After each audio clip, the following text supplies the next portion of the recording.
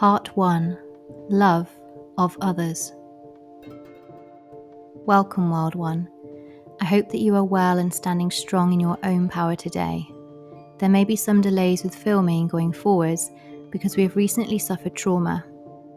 You've already met my little dog Strawberry, but this week we will follow a little of Ziggy's story as he recovers from being attacked by a dog. I won't be going into detail about the event itself, but I want to talk about the impact of trauma on the self and others. I think this is deeply connected to this week's topic of love.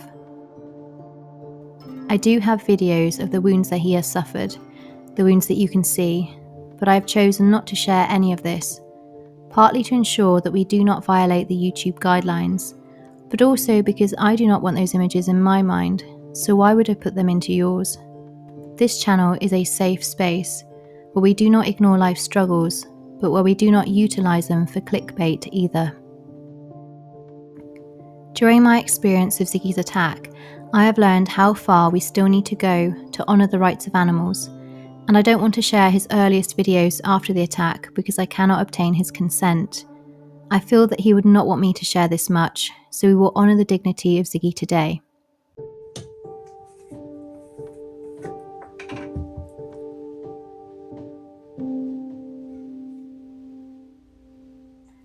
At this time, it has been a week since the attack, and by the time you watch this, it will be about 3 weeks. Because of the impacts, I have fallen behind with filming as I had to put his recovery and our safety first. I hope that you will please bear with me as I juggle my priorities to keep this channel going, work full time, look after Ziggy and Strawberry, whilst also looking for a new home so that we are safe when leaving our front door. Of course, Ziggy has received veterinary care. You can see me giving him his medicine on this morning, but I also bought Ziggy an amethyst colour blanket, as I read that the stone and the colour may aid healing for animals.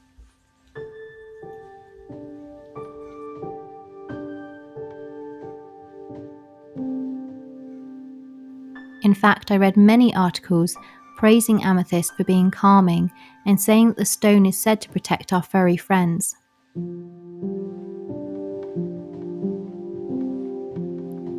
Crystal healing runs through my family line and is a gift given through my mother, so I've been giving Ziggy crystal healing sessions as well as the medicine as prescribed by our veterinarian. I hope that you will find this relaxing and that it may soothe any traumas that you may be carrying.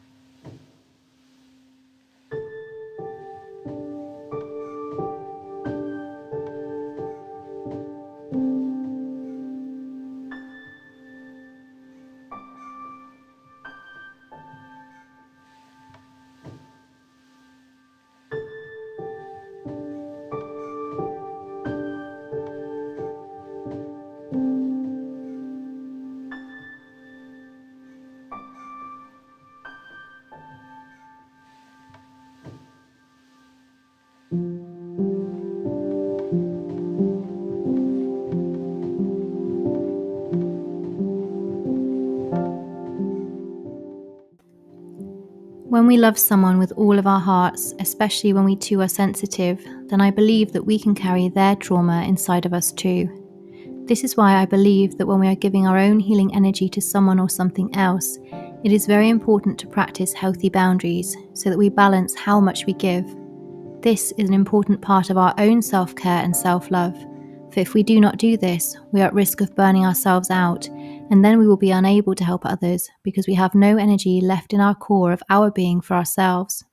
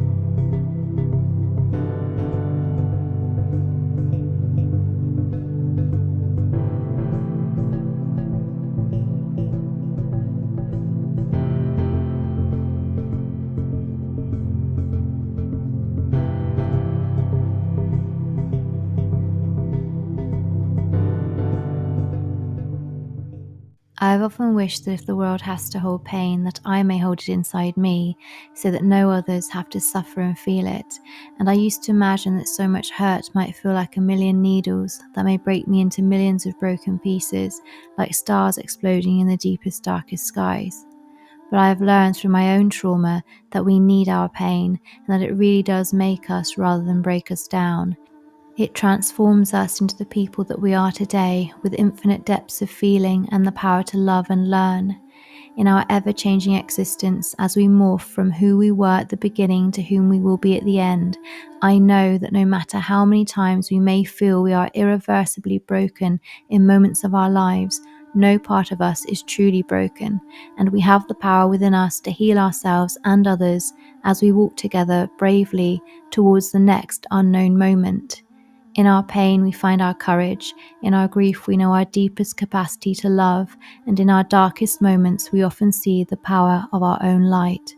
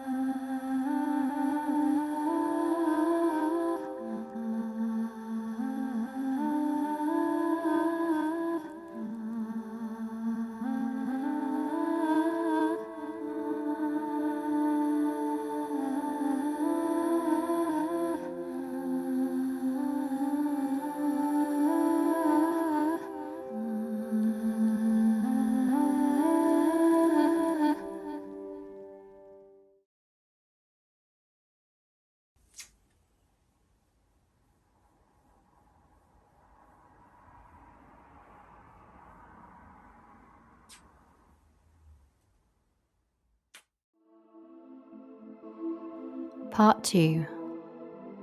Love of Self.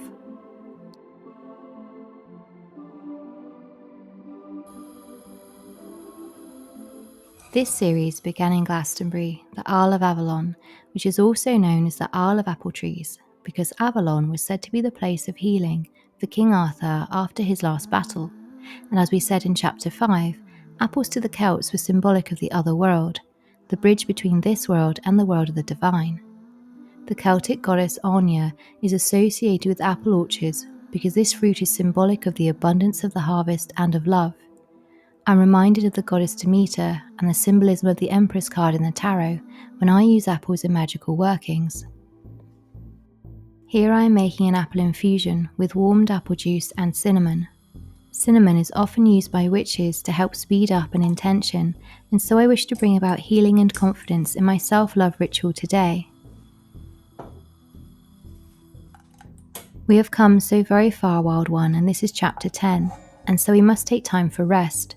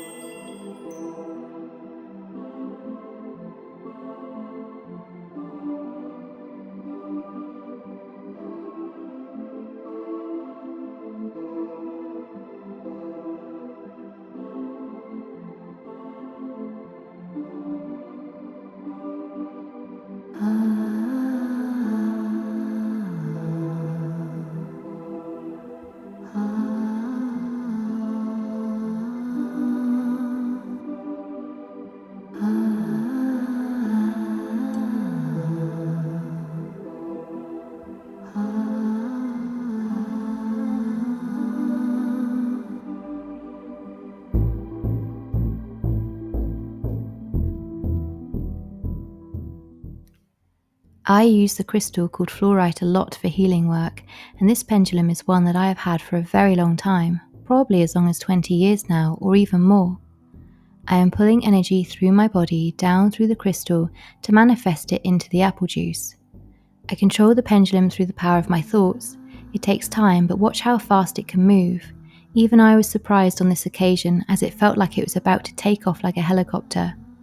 If you look closely, you should be able to see suddenly when I connect to what I would say is the energy of the elements and spirit, because it looks like the pendulum kicks into gear.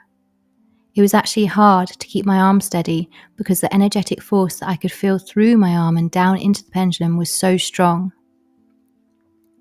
It felt like a forceful pulling feeling radiating down throughout my arm, and in my experience, this is healing energy being shared to me.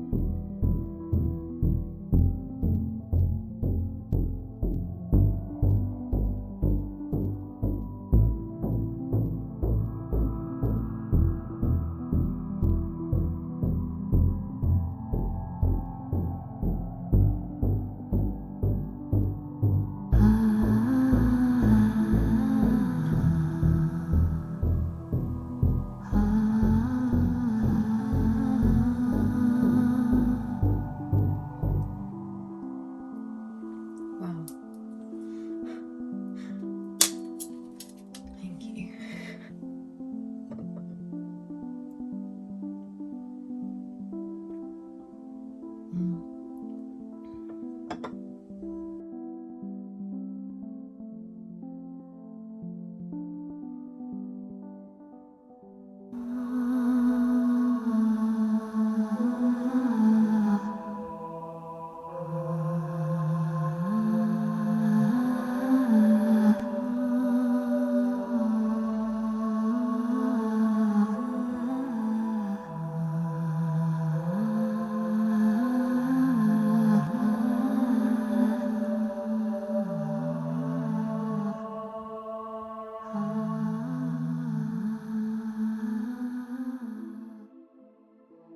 The final part of my ritual was to use protection magic on a piece of tiger's eye. Tiger's eye is said to be good for using with animals as it is grounding, and I believe that the colour brown is therapeutic for use with our pets. I selected runes at random from the rune bag, and the runes that I received were Algi's and Thuros's, the rune of protection and the rune of the thorn.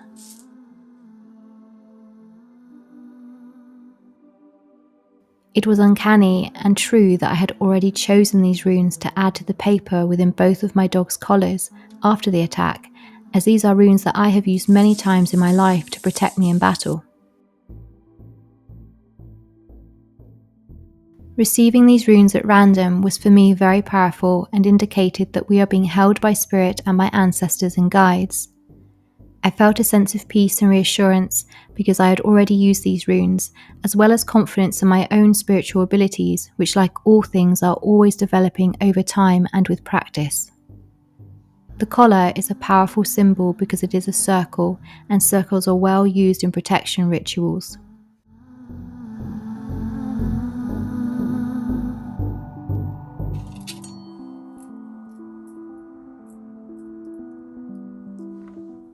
After the ritual, I placed the collar around Ziggy and I trusted that it will protect him.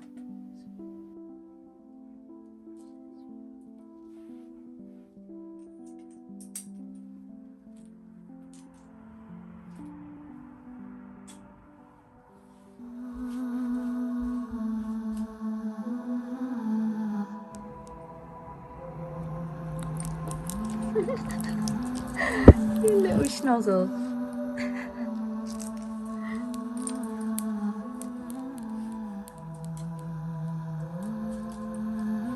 It's doing loads better.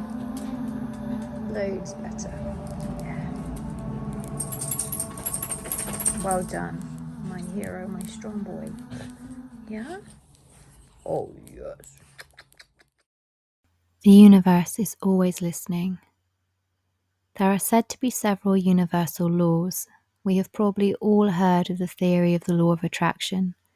Whether you believe in this law as it has been popularized, I do feel we may consider that what we hold in our thoughts and in our hearts creates a basis from which we behave, and that the world around us responds to our own behavior. I believe that the energy of my emotions and thoughts has a frequency, so this is similar to the theory of the law of vibration, and all the time I am sending out invisible, silent messages which may attract reactions, events, or similar corresponding energies. In essence, we could take this to mean that the will of our hearts and minds is received by the universe, and that it heavily influences the opportunities and events that occur to us. In many ways, the law of attraction can also be criticized and considered controversial. For example, did Ziggy or I attract Ziggy's attack to us? If we were talking about events that happened to a person, we might be accused of victim blaming or victim shaming. But I don't think this is what is at the heart of the law of attraction. How much do we really know about ourselves, and how much do we really know about the universe in which we live out our daily lives? Something so infinitely vast surrounds and engulfs us, yet we might on a daily basis feel like the center of things, as we see everything through our eyes only and hear through our ears only. How we feel and what we think is so influenced by our perceptions and our biases and our experiences up to this point. But what if all of that leads us to hold feelings and thoughts which do not help us? In my case, I do not want Ziggy or myself to stay locked in the moment of trauma, as this would be worse than the event itself. I do not want to create a mental and emotional prison for us, as I feel that holding on to the images, feelings, and thoughts without finding a way to heal and let them go would be like giving our personal power over to someone or something else. I believe that for healing to take place, loving energy needs to flow through me, and sometimes in hardship and trauma, for a time, this loving energy can feel locked off from me. It is therefore so important for me to feed my heart and mind with information, sensations, and vibrations which disconnect me from trauma and reconnect me to my loving energy. Some things that help me to do this are using my 5 senses, and working with the tarot in this way helps me to visualize them. For example, working with the pentacles means to ground myself in the practical tasks and be connected to the earth.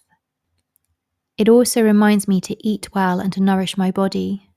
Working with the cups means to release emotions, which I do through music and singing, as we touched upon in chapter 9, although this was before the dog attack. So I wrote music for this chapter, which allowed me to use my voice to express the flow of feelings that I had and to focus on our healing.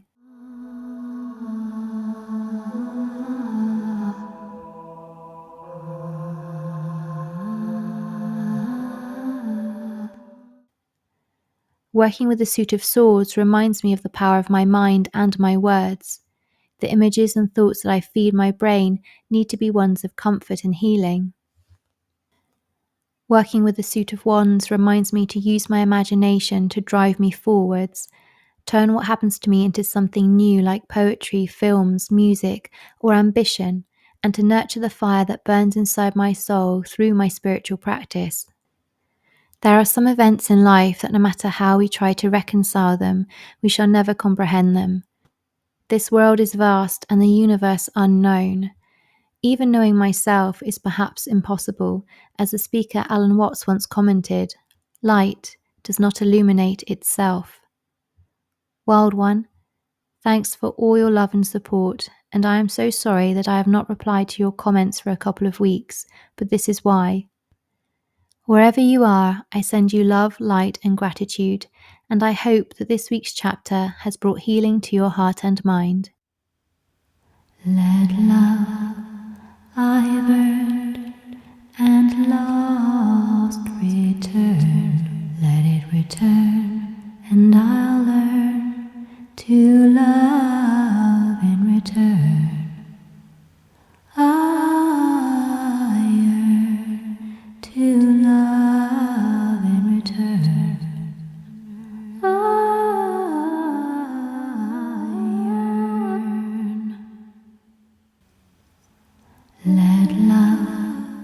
I've earned and lost, return, let it return, and I'll learn to love in return. I yearn to love in return. I yearn.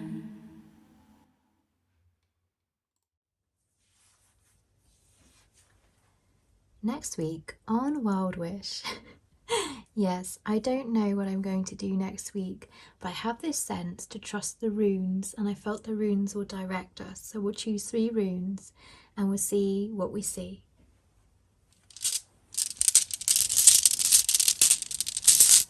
I promise I'm not peeking.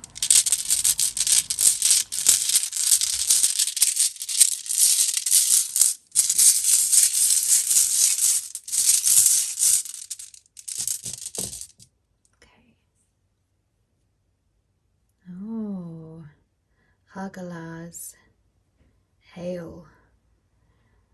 Wow. It's certainly been a tricky old month.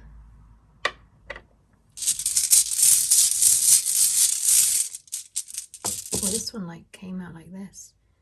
Oh, it's Otala again. The ancestors' homeland. Last one, last one. Oop. Ah, Jira. I don't know if you can see that. Year. Cycles. So, we have our theme from the runes. So it's like difficulty, sort of ancestral difficulty and cycles. I'm going to have to meditate on these, but I'll see you next Friday, Wild One. Wild wishes to you wherever you are. Like if you like, and subscribe if you vibe.